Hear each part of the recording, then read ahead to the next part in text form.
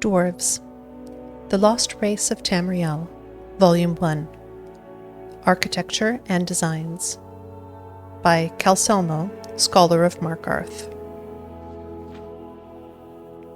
Let me begin by correcting a common misconception. The proper term to use when referencing the ancient lost race of Tamriel is Dwemer.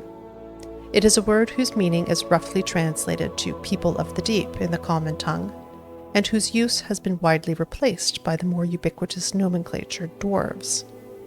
I would like stated that I use the name dwarves in lieu of the more accurate term in these books, out of sympathy for my readership, whom I can safely assume does not have the breadth of scholarship that 200 years of study has given me. With that small point finished, let us begin our discussion on the dwarves by focusing on the indisputable artifacts they have left behind, their architectural and cultural designs. Unlike the more controversial areas of dwarven scholarship, the construction of dwarven cities and relics are well founded due to the plethora of samples taken from the ruins these peoples have left behind. My own home city, Markarth, was originally one such ruin, and I can state from first-hand experience that all dwarven designs share a set of common principles that we can use to determine true artifacts from fakes and delineate patterns and methodologies that were important to their craftsmen.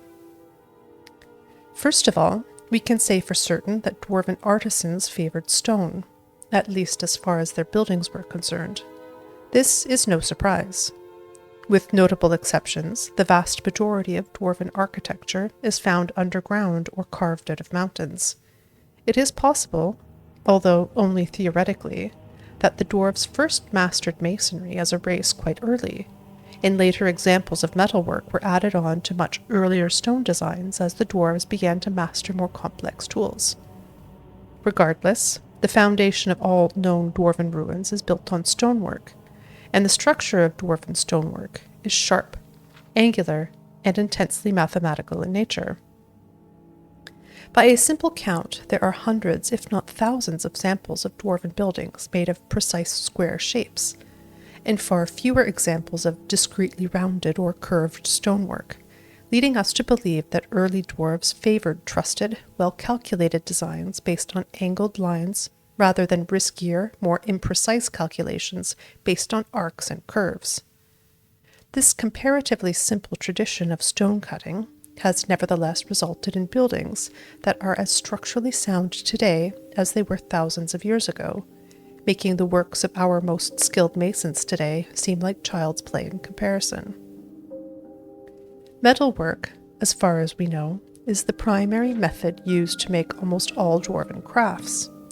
We cannot, however, discount more easily destructible materials, such as clay, paper, and glass, from outside the scope of dwarven craftsmanship.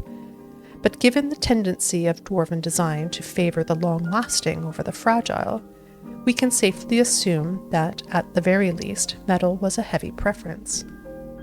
And the metal used in all so far discovered dwarven relics is entirely unique to their culture.